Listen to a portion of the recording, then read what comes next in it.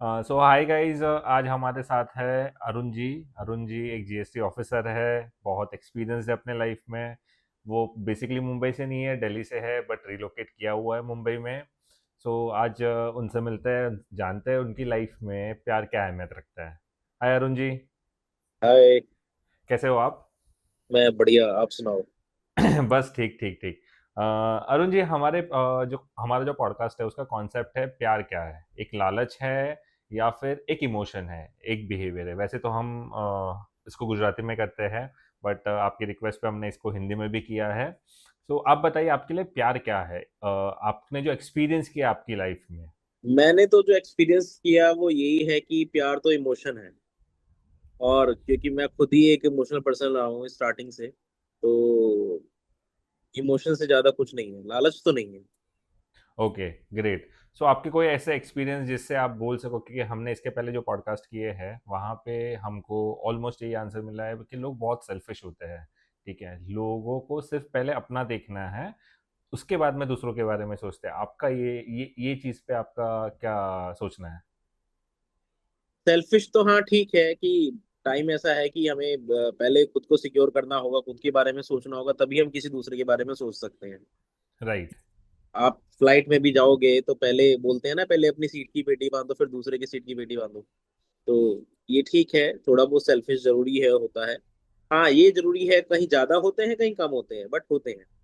ठीक है, हम ओके। भी हैं सेल्फिश। कभी हम हमारे ऊपर कोई मुसीबत आएगी या कुछ भी बात होगी, तो पहले तो हम खुद को सेफ, खुद को सिक्योर करेंगे ना, बाद में किसी और को देखेंगे।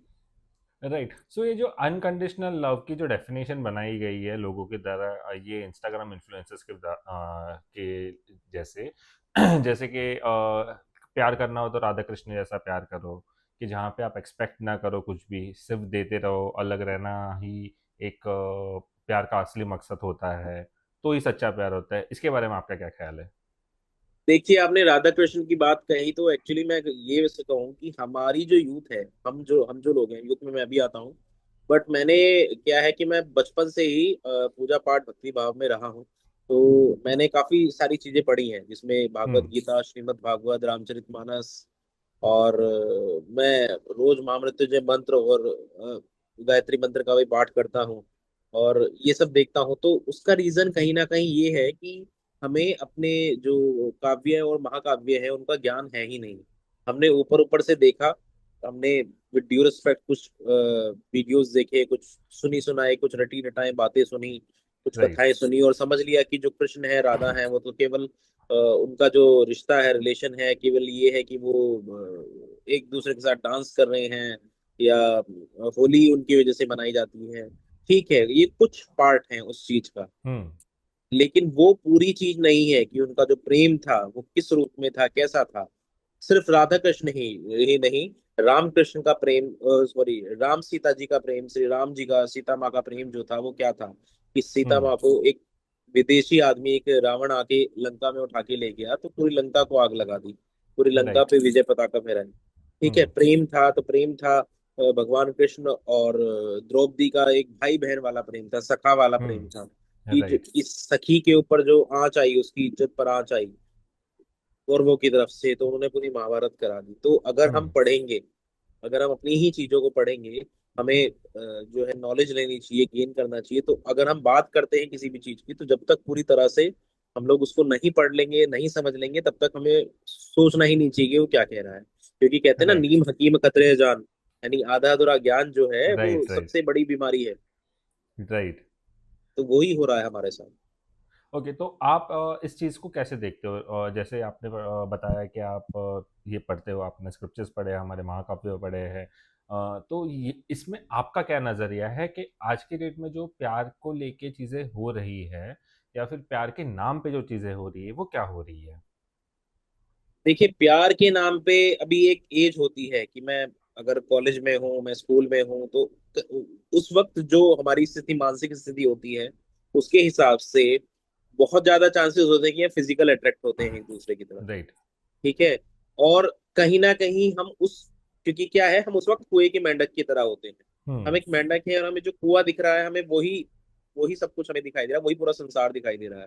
लेकिन जब हम उस लाइफ से बाहर निकलते हैं, लाइफ के स्ट्रगल्स देखते हैं, और भी चीजें देखते हैं, परिवार में एंट्री करते हैं, ठीक है, तब हम्म। हमें दिखाई देता है कि नहीं, इतना नहीं है, पूरा समुद्र है, पूरा पूरा बड़ा जीवन है। तो उस समय हमें वही दिखाई देता है जो फिजिकल अट्रैक्शन है, फिजिकल रिलेशन है, कि यही प्यार है, इतना ही प्यार है। और वो उसका रीजन है कि हम जो है अपने पार्टनर्स को कपड़ों की तरह बदलना शुरू कर देते हैं। राइट। सो जो ये आज आपने जो अभी एग्जांपल दिया कि हम कपड़ों की तरह बदलना शुरू कर देते हैं, लेकिन जो प्यार के नाम पे ये बोलते हैं कि नहीं मैं तुमसे अलग नहीं हो पाऊंगी या मैं तुमसे अलग नहीं हो पाऊंगी, या फिर बहुत सारे ऐसी चीज़ें हैं जो लोग प्यार के नाम पे करते हैं। Just for an example, blackmail बहुत प्यार के नाम पे होता है। इमोशनल ब्लैकमेल, मेंटल ब्लैकमेल, जो इंसान की पूरी मनोस्थिति को चेंज कर देता है। राइट। तो ये जो चीज़ें हो रही है प्यार के नाम पे, इसको आप कैसे देखते हैं, या फिर अगर इसका कोई सॉल्यूशन हो तो वो क्या हो सकता है? देखिए क्या है कि जो प्यार अगर आप किसी से करते हो, तो पहली बात तो ये कि आप उसे इमोशनल ब्लैकमेल या किसी भी चीज के लिए फोर्स करोगे ही नहीं। प्यार हुँ, का मतलब है कि जैसे आपने देखा भी होगा, आपने राधा कृष्ण की बात कही, तो आप भगवान शिव की अगर पूजा करते हैं, तो भगवान अर्धनारीश्वर रूप में भी आपको आप पूजा करते हैं अर्धनारीश्वर रूप में भगवान राइट। की। ठीक है। उसका रीजन क्या है? उसका रीजन है कि भगवान ने जो आधा आधा शरीर वहां नारेश्वर रूप धारण किया है, जिसमें माँ पार्वती, और उन्होंने आधा आधा रूप भगवान शिव का है। तो अब जी। क्या है, उसका उसका ये मत समझिए कि आधा आधा शरीर उनका, आधा शरीर उनका, नहीं। उन्होंने शरीर दो है, लेकिन वो वहां जो है आत्मा एक हो गई है। वहां प्यार का मतलब है कि उन्होंने खुद को माता पार्वती के रूप में, माता हुँ, पार्वती ने खुद को उनके रूप में मान लिया है। हुँ, ठीक है। हम वहां वो चीज सीख सकते हैं कि राइट। जब हम किसी से प्यार करते हैं, जैसे मैं मेरी पत्नी से करता हूँ, मेरी पत्नी मुझसे हुँ, करती है, तो अब उसकी जो जरूरतें हैं, उसकी जो परेशानियां हैं, उसकी जो खुशी है, उसका जो दुख है, वो मेरा है, और वही मेरी चीज है उसकी। ठीक है। राइट, मुझे कोई काम करना है और मैं और उसे फोर्स करना पड़े, इसका मतलब वो काम होना ही नहीं चाहिए।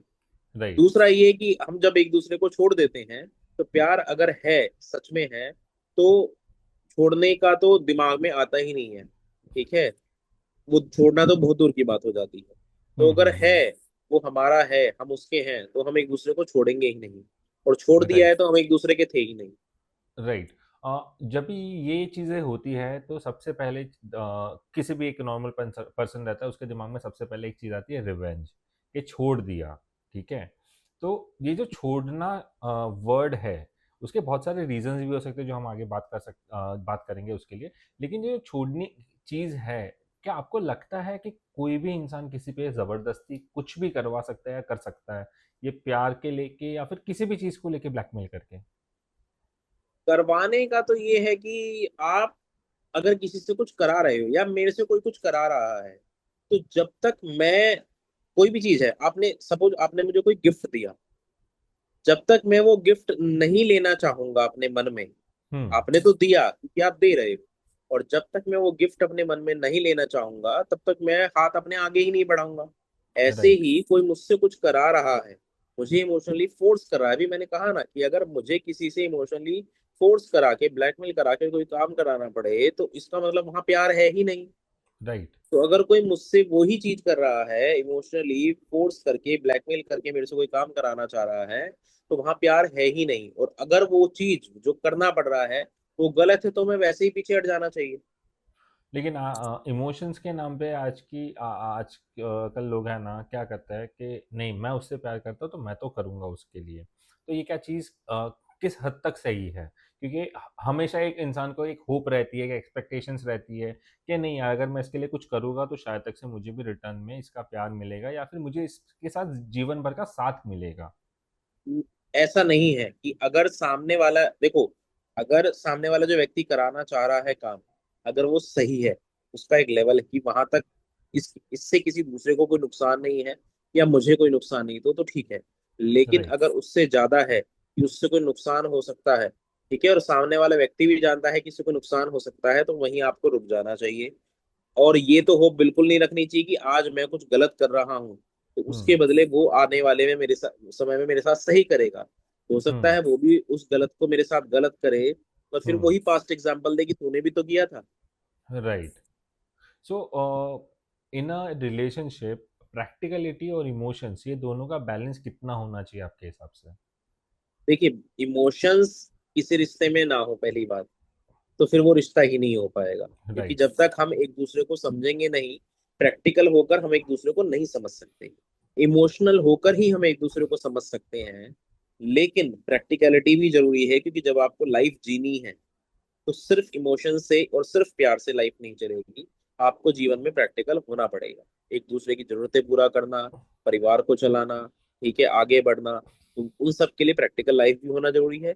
पर जब तक रिश्तों में इमोशंस नहीं होंगे, मेरा मेरे बच्चे के साथ, मेरा मेरी वाइफ के साथ, या मेरा मेरे पेरेंट्स के साथ, तब तक एक फैमिली की तरह हम रह ही नहीं पाएंगे। हम अलग अलग इंडिविजुअल हैं, एक दूसरे की अलग अलग पहचान है। मैं आपको बताता हूँ कि हम इस तरह इस कदर बढ़ चुके हैं, हम इस कदर अलग अलग हो चुके हैं कि आज हम इंडिविजुअल हैं। हम एक अलग कमरे में बैठ करके इंस्टाग्राम पे रील्स देखना चाहते हैं, बट वही टाइम हम अपने ड्राइंग रूम में बैठ करके चार लोग पांच लोग एक साथ बैठ करके वो परिवार को की तरह नहीं एक दूसरे से डिस्कस करना चाहते हैं बात, जिसकी वजह से आपकी एंग्जाइटी बढ़ती है, आप इमोशनल परेशान होते हो, आप डिप्रेशन में चले जाते हो, आप लाइफ में सक्सेसफुल नहीं हो पाते हो। ठीक है, बहुत सारी चीजें हैं जो हमारी यूथ को परेशान करती भी है। आप ऐसे ऐसा देखें इसको कि जैसे मैं भी एक गांव से आता हूँ, ऐसे गांव से आता हूँ जहाँ पे 12th क्लास के बाद कॉलेज नहीं है। ठीक है, जब अब तो ठीक है, अब वहां पर इंग्लिश मीडियम स्कूल भी है, बट जब मैं पढ़ता था तब मैंने हम्म। खुद सरकारी स्कूल से पढ़ाई की है, हिंदी मीडियम में, 11th 12th क्लास तक। ठीक है, ओके। तो वो एक समय था कि जब हमारा परिवार 13 14 जन हमारे परिवार में थे, तो जब हम सोते थे गर्मियों में, तो एसी नहीं था, कूलर नहीं था, सिर्फ फैन था। हम्म। लाइट नहीं आती थी तो छत पर सो रहे हैं सब एक साथ। राइट। ठीक है, बात करते करते सो गए, आज क्या हुआ, आज हमने ये किया, आज हमने वो किया। तो होता क्या था, अगर किसी के दिमाग में किसी प्रकार का कोई स्ट्रेस है, कोई तनाव भी है ना, तो वो भी निकल जाता था। कैसे निकल जाता था कि राइट। जब हमने शेयर ही कर दिया, दिमाग हम्म। से कोई चीज बाहर आ गई है, निकल गई है, तो हम्म। मेरे मन में बोझ हट गया ना। आप एक राइट। बाल्टी में पानी लेकर जा रहे हैं, और आप और वहां बारिश हो गई है, समझिए, हम्म। सपोज कीजिए, तो उस बारिश बाल्टी में अगर पानी भरा हुआ और बारिश का पानी आना चाह रहा, तो नहीं आ पाएगा ना। तो राइट। आपको पहले तो खाली करना पड़ेगा, तब नया हम्म। पानी आएगा। ऐसे ही हम्म। रात में जब आप सो रहे हैं, जब तक आपके दिमाग से वो चीज, वो परेशानी पुरानी वाली निकलेगी नहीं, अगले दिन का आप जो कर्तव्य है, जो कार्य है, वो कैसे निभा पाओगे, नहीं कर पाओगे। राइट। राइट। सो एक इंसान के लाइफ में फैमिली का कितना बड़ा इम्पोर्टेंस होता है कि वो इंसान इमोशनल या प्रैक्टिकल या सेल्फिश या आप उसको जो नाम देना चाहो, ये बनने के लिए एक फैमिली का कितना इम्पोर्टेंट रोल होता है? इस चीज को मैं एक ऐसे आपको बताना चाहूंगा कि जैसे एक पेड़ होता है, हम्म। तो एक पेड़ में काफी चीजें होती हैं, उसका तना होता है, उसकी शाखाएं होती हैं, उसकी पत्तियां होती हैं, फूल हम्म। होते हैं, फल हम्म। होते हैं। तो उस पेड़ के साथ जब एक पत्ता जुड़ा हुआ है, एक टहनी जुड़ी हुई है, तो उस पेड़ को जो पानी मिल रहा है, जो धूप मिल रही है, जो बाकी चीजें मिल रही है, जिसकी वजह से वो खाना अपना बनाता है, ग्रो करता है, हम्म। हरे हरे भरे पत्ते होते हैं, वो लहलहाता है, पौधा अच्छा लगता है, पेड़ अच्छा लगता है। लेकिन राइट। उसी पेड़ से अगर मैं एक टहनी को काट दूं, एक हम्म। पत्ते को काट दूं, तो वो धीरे धीरे पत्ता सूख जाएगा, खराब हो जाएगा, टहनी गल जाएगी। ठीक है, वो किसी काम की नहीं रहेगी। राइट। ठीक है, ऐसे ही मैं अपनी बात करूं तो मैं परिवार के लिए हूँ, या हम्म। परिवार मेरे लिए है, परिवार मेरे लिए पेड़ है, एक बड़ा पौधा है, और मैं उसका एक पत्ता हूँ, एक टहनी हूँ। हम्म। अगर मैं उससे अलग हो जाता हूँ तो मेरी वैल्यू ही हम्म। नहीं है। राइट। इसके ऊपर से मेरा एक और सवाल है जो शायद तक से थोड़ा अलग है। ठीक है। एक इंसान की लाइफ में फैमिली बहुत क्रूशल रोल प्ले करती है, चाहे वो इमोशनल हो, चाहे वो प्रैक्टिकल हो, चाहे वो सेल्फिश हो, या कोई भी वैसा हो, राइट? लेकिन एक बात मैंने ना बहुत नोटिस की है, जब कोई बच्चा बिगड़ता है, ठीक है, तब माँ बाप और समाज ये बोलता है कि ये इसकी संगत का असर है, ये बाहर से सीख के आया, ये हमारे संस्कार नहीं है। ओके। और जब कोई अच्छा काम होता है, तब वो बच्चा उसके माँ बाप के संस्कार की वजह से पहचाना जाता है। इसके मैं आपको एग्जांपल देता हूँ। मैं ये बहुत कॉन्ट्रास्टिंग चीज़ें मैंने देखी है अपनी लाइफ में। ठीक है, कि जहाँ पे बाप शराबी है, बेटा शराब नहीं पीता है, बहुत अच्छी तरह से वो आगे बढ़ा है। ठीक है, और कहीं कहीं जगह पे माँ बाप बहुत अच्छे हैं, लेकिन बेटे बिगड़े हुए हैं। तो ये जो एक हमने स्टीरियोटाइप नॉर्म्स बना के रखे हैं, एक जो थॉट प्रोसेस बना के रखा है, क्या वो चेंज होने की ज़रूरत है कि बच्चा आज की डेट में खुद अपने आप से चीज़ें सीख सकता है, ना उसको माँ बाप की मतलब वो बोलते हैं ना कि लेबलिंग नहीं होनी चाहिए कि किसके वजह से ऐसा है। क्या बच्चे को वो बोलते हैं ना कि वो शाबाशी, वो उसका खुद का नाम नहीं मिलना चाहिए कि ये बच्चा इसने खुद ने किया है ये चीजें। What do you think about that? देखिए क्या है कि जब हम पढ़ते थे शुरुआत में, तो आज के समय में तो बड़ा पढ़ाई का लेवल ही चेंज हो गया है कि बच्चा जाता है प्ले स्कूल में 1 साल बिताएगा, खेलेगा, मस्ती करेगा, उसके बाद नर्सरी, राइट। फिर senior KG, junior KG, first class. जब मैं पढ़ता था तो मुझे याद है कि मैं 3.5 या 3.5 साल का था जब मेरे माँ बाप ने हाँ। मुझे नर्सरी क्लास में स्टार्ट कराया। राइट। नर्सरी के बाद सीधा मैं फर्स्ट में, सेकंड में, थर्ड में आ गया। पर उस नर्सरी से पहले जो मुझे प्राथमिक शिक्षा, प्राइमरी एजुकेशन मिली, वो मेरे घर से हम्म। मिली। राइट। मैं पूजा पाठ कहाँ से सीखा? मेरे घर से। मैंने हम्म। देखा मेरे चाचा रोज पूजा पाठ करते हैं, हर मंगलवार हनुमान जी के मंदिर जाते हैं, शाम को नहा धो हम्म। के प्रसाद हम्म। चढ़ाते हैं, हनुमान चालीसा का पाठ करते हैं। हम्म। मैं आपको बताऊं, मैं 6 साल का था तब से हनुमान चालीसा पूरी याद है मुझे। हम्म। ठीक है। उसके अलावा, ठीक है, मैं अपने घर पे देखता था कि मेरे दादा दादी थे, तो मेरे दादाजी ने अगर मेरे पापा को डांट दिया, मेरे पापा उस समय होंगे 27-28 साल के होंगे, जब मैं 4-5 साल का था, या 30 साल के होंगे। तो अगर मेरे दादाजी ने मेरे पापा को डांट दिया, या मेरे चाचों को डांट दिया, या मेरी दादी ने मम्मी को डांट दिया, तो किसी की हिम्मत नहीं है कि वापस उल्टा उनको जवाब दे। राइट। तो आज दूसरी चीज मैं बताता हूँ, आज मेरा बेटा है, वो 2.5 साल का है। तो हम्म। जब वो शैतानी करता है या मुझसे चिपकने की कोशिश करता है, या जब मैं नीचे शॉपिंग करने कुछ जाता हूँ, मैं या कुछ भी, कई बार वो चिड़चिड़ करता है, कई बार वो चिपकता है, तो वही मैं हम्म। उसको डांट दूं, क्या है अर्जुन, परेशान करके रखा हुआ है। तो वहां से दिमाग, क्योंकि वो रोम कोई भी बच्चा, मैं, आप, या कोई भी जो इस दुनिया में पैदा होता है, जब शुरुआत में वो एक रॉ मटेरियल है, वो एक कच्चा पदार्थ है। अब उस रॉ मटेरियल से फाइनल प्रोडक्ट बनना है, तो हमें वो शेप देनी है उसको। अपने राइट। आप से कभी कोई कुछ नहीं सीखता है। ठीक है, राइट। शुरुआत होती है आपकी घर से, आपके माता हम्म। पिता से, आपके दादा दादी। हम्म। इसलिए तो कहते हैं ना, मैंने आपसे कहा कि जो परिवार है वो बेहद जरूरी है। मतलब राइट। कि आपको एजुकेशन, आपको सोच, आपको क्या कुछ मिल रहा है, वो परिवार से पहले मिलेगा। आप ड्रिंक कर रहे हैं, नहीं कर रहे हैं, तो किस मात्रा में कर रहे हैं। ठीक है, राइट। क्योंकि कहते हैं अधिकता हर चीज की बुरी है। आप किसी से हम्म। बात कर रहे हैं तो कैसे कर रहे हैं, आप किसी को जवाब दे रहे हैं तो कैसे दे रहे हैं, आप स्कूल में पढ़ भी रहे हैं तो कैसे पढ़ रहे हैं। क्योंकि ऐसा नहीं है स्कूल में 40 बच्चे एक क्लास में पढ़ते हैं, 30 बच्चे एक क्लास में पढ़ते हैं, पर टॉपर एक होता है। या राइट। हो सकता है कोई टॉपर ना हो। अरिजीत सिंह ने जिस इसमें पार्ट लिया था म्यूजिक शो में, ठीक है, वो इंडियन टॉपर आइडल थोड़े में। ना थे उसके। But right. He is one of the best singers आज राइट। आज के समय में। तो मैं आपको बताऊं, तो आज के समय में जो हम व्यवहार जब करते हैं ना बच्चे के साथ, मैं अगर ये ना कहूं, मैं अगर ये कहूं कि मेरा बच्चा चिपकू है, तो वो अभी से में एक नेगेटिव चीज उसके दिमाग में जाएगी कि मेरे हम्म। पापा तो मुझको चिपकू बोलते हैं। राइट। लेकिन वो ही मैं कहूं, अरे नहीं, अर्जुन बहुत ज्यादा प्यार करता है, उसको हम्म। लगाव बहुत ज्यादा है, हम्म। इसलिए वो चाहता है कि वो मेरे साथ रहे। और आप राइट। समझिए ना, आज की जो शिक्षा पद्धति, जो एजुकेशन सिस्टम है, 18 साल के बाद बच्चा रहेगा कहाँ आपके पास? सही बात है। वो बाहर पढ़ने चला जाएगा, वो दूसरे शहर में हम्म। चला जाएगा, हम्म। जाएगा। लेकिन उस वक्त आप इस चीज को मिस करोगे। आपके पास इतना ही टाइम है, उसके अंदर अपनी अपनी मर्यादाएं, हम्म। अपने गुण, अपने विचार, ये सब डालने के लिए। और जो भी बच्चा करेगा बाहर, देखिए बाहर, हम, मैं जिस परिवेश में हूँ, मैं जिस डिपार्टमेंट में हूँ, कहते हैं कि वहाँ जो अल्कोहल है वो पीना एक आम बात है, नॉर्मल बात है। या हम्म। जिस शहर में हम हैं, वहाँ अल्कोहल पीना, नॉनवेज खाना, ये सब राइट। एक आम बात है, क्योंकि ये हम्म। चॉइस है आपकी, आप इस राइट। किसी को फोर्स नहीं कर सकते इसके लिए। ठीक है। लेकिन डिफरेंस क्या आता है कि मैंने जो पीछे सीखा, मैंने जो अपने हम्म। परिवार से सीखा कि मुझे क्या करना है, मुझे पीना है तो मुझे कितने लिमिट में रहकर पीना है, राइट। मेरी बॉडी कितना मुझे अलाउ करती है, मुझे हम्म। किसी के साथ व्यवहार करना है तो मुझे कैसे करना है। ठीक है। मैं आपको एक चीज बताता हूँ, अगर हम किसी पर गुस्सा करते हैं, किसी से बदतमीजी करते हैं, तो पहले तो खुद का ही मन खराब करते हैं ना। सही बात है।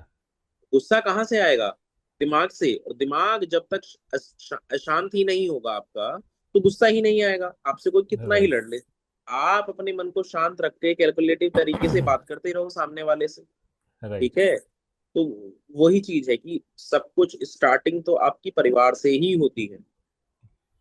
Great, great.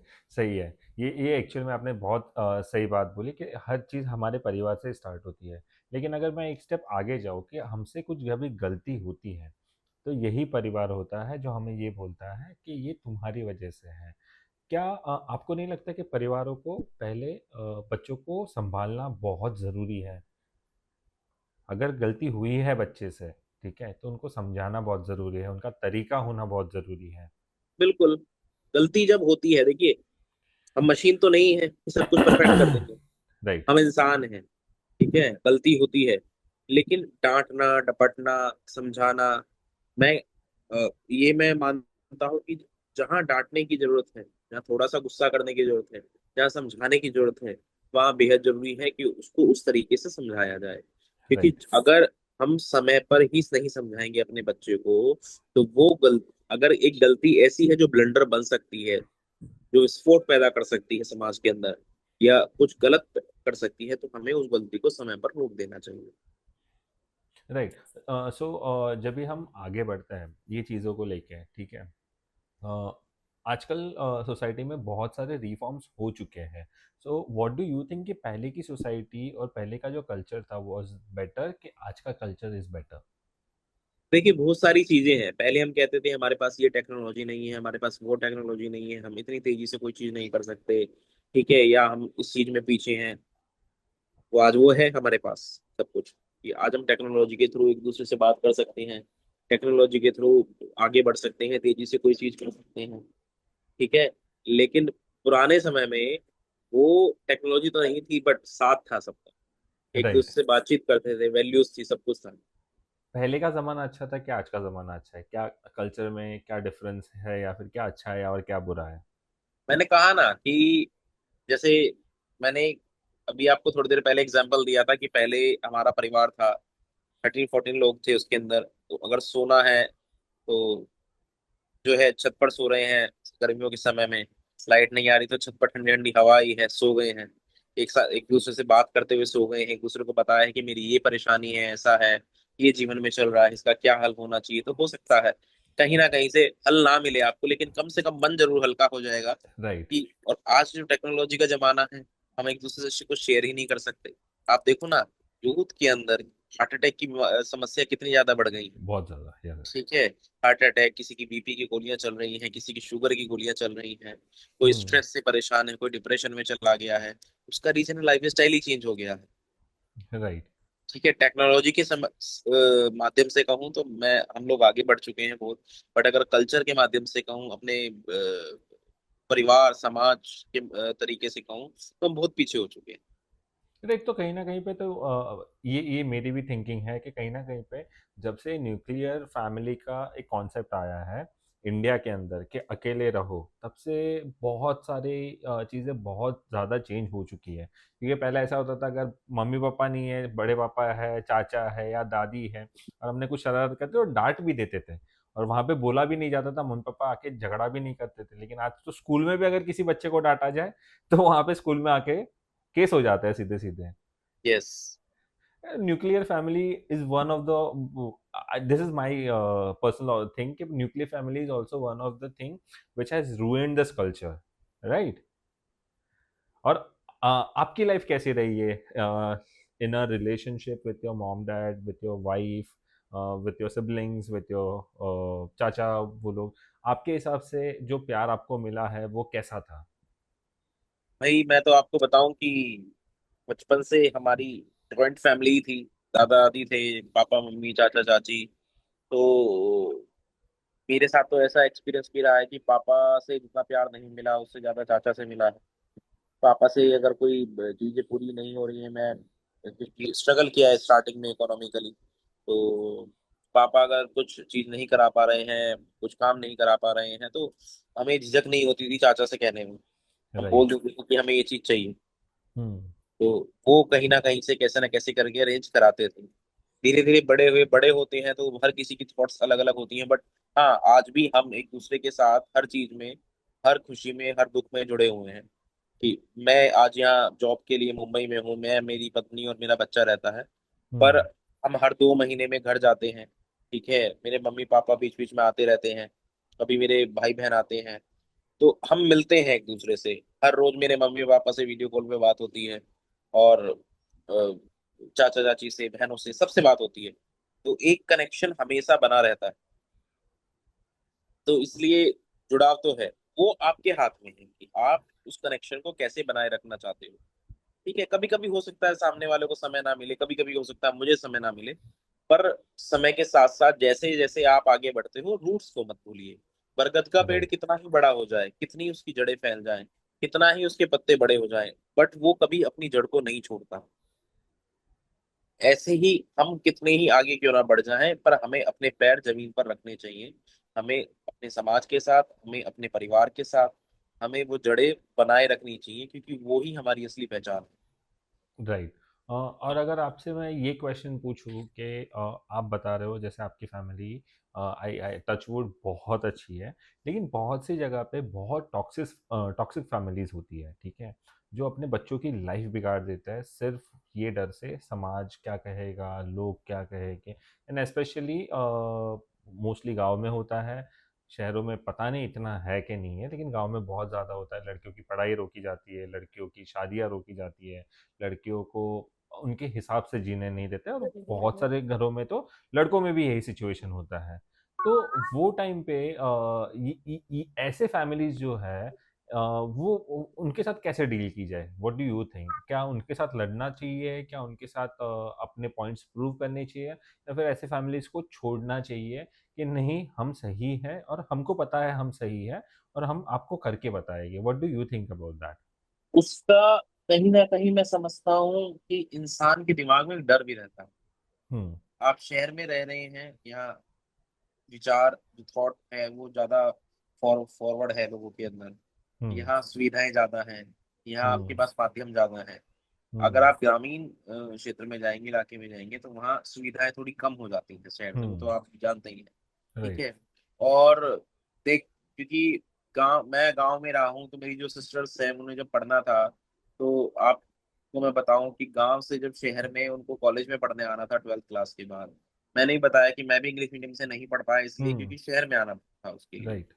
जो 15 किलोमीटर दूर था। और 11th क्लास में मेरे पापा नहीं चाहते थे कि मैं बस से या ऑटो से जैसे भी करके बाहर जाऊं। हम्म। 11th क्लास में, उसके बाद तो मैं गया 12th क्लास के बाद, वो एक हम्म। अलग बात है। राइट। तो उनको भी जाना पड़ा, मतलब इतना था कि गांव से एक ऑटो पकड़ो, फिर एक स्टैंड पर जाओ, फिर 5 किलोमीटर बाद फिर बस पकड़ो, फिर बस से 10 किलोमीटर ट्रेवल करो, फिर वहां से हम्म। उतर के फिर एक ऑटो आप पकड़ो। तो इतना जो ये डिफरेंस होता था, ये जो दिक्कतें का सामना करना पड़ता है, जो परेशानियां होती है, वो भी एक कारण हो सकता है। दूसरा एक कहीं ना कहीं डर भी हो सकता है कि समाज है। ठीक है। आप देखेंगे तो कहीं ना कहीं जो लड़कियां रहती हैं, उनके माँ बाप को एक सिक्योरिटी, एक सुरक्षा की चिंता भी रहती है, तो इसलिए कहीं ना कहीं मुझे लगता है शायद वो एक जल्दी शादी या जब कम पढ़ाई का कारण वो भी हो सकता है। और तीसरा ये भी है कि जैसा मैंने आपको उससे कहा कि शुरू से हमारी सोच, हम्म। जब हम इस दुनिया में आए हैं, हम आगे पले बढ़े हैं, हमारे माँ बाप ने हमारी परवरिश किस तरह की है, वो कहीं ना कहीं रिफ्लेक्ट करती है हमारी आने वाली जनरेशन की परवरिश में। राइट। ओके। एंड ये सवाल एक्चुअल में उन लोगों के लिए है जो ये सोचते हैं कि हम जो करते हैं वही सही है। एक बच्चे के ऊपर जो माँ बाप का बहुत ज़्यादा स्ट्रिक्टनेस है, ठीक है, क्या ये एक रीज़न है कि बच्चा बिगड़ सकता है? ये मेरे पर्सनल एक्सपीरियंसेस भी है जो मैंने देखे हुए, but what do you think about this? एक, मुझे याद है जब मैं 6th 7th स्टैंडर्ड में था, तो मैंने पढ़ा था कि the gold is the most ductile material in the world. हम्म। ठीक है, मतलब सोने को आप बहुत ज्यादा खींच सकते हो, राइट। लेकिन उसकी भी लिमिट है कि हम्म। शायद मैं गलत हो सकता हूँ, पर शायद मैंने पढ़ा था कि मैं 1 ग्राम गोल्ड को 2 किलोमीटर लंबा तक खींच सकता हूँ। हम्म। इतना ज्यादा डक्टिलिटी है उसके अंदर। राइट। पर अगर आप उससे ज्यादा करेंगे तो क्या होगा, वो टूट जाएगा। हम्म। हम्म। ठीक है।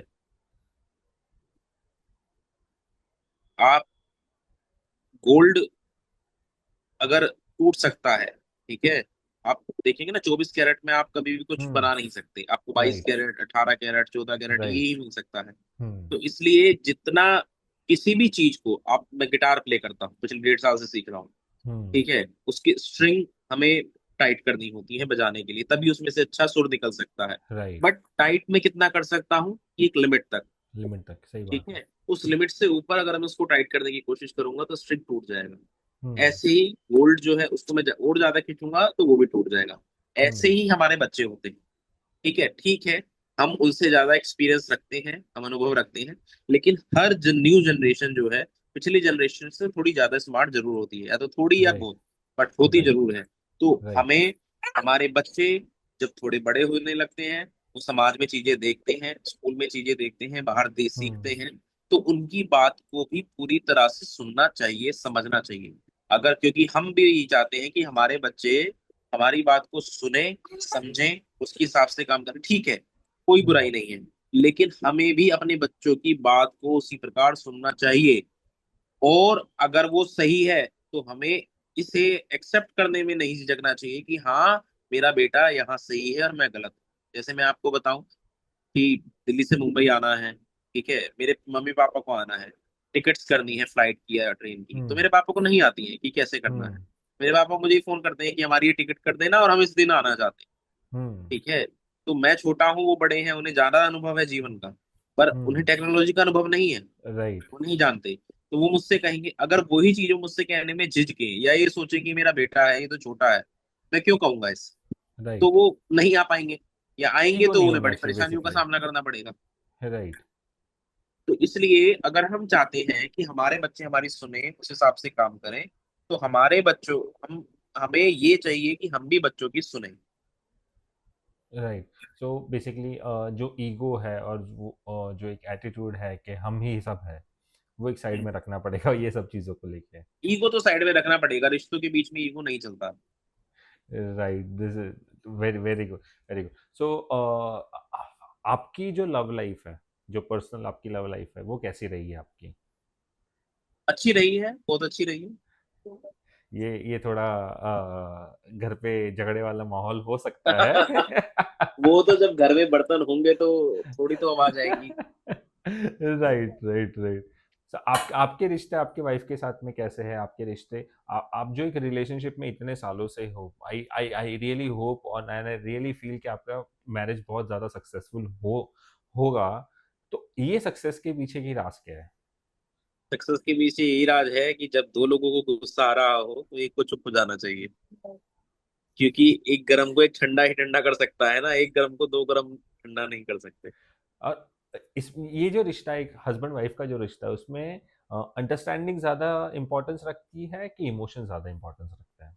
दोनों चीजें चाहिए, इमोशन आपके प्यार को बढ़ाता है, और अंडरस्टैंडिंग जो है आपके जीवन को आगे बढ़ाता So basically, blend it is a better to blend everything in a relationship, right? है। यस।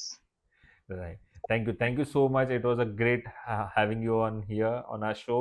ठीक है। हम चाहेंगे कि आप हमसे वापस से जुड़े, अगर इफ़ पॉसिबल हो आपकी वाइफ और आप दोनों हमारे शो पे आइए। हम आप दोनों को रिकॉर्ड करेंगे। हम पक्का चाहेंगे कि आपके बीच की जो नोक-झोंक है या फिर आपके बीच का जो प्यार है, वो दुनिया को दिखे और पता चले लोगों को कि प्यार एक्चुअल में होता क्या है। ठीक है, बिल्कुल, thank you so much. Thank you so much.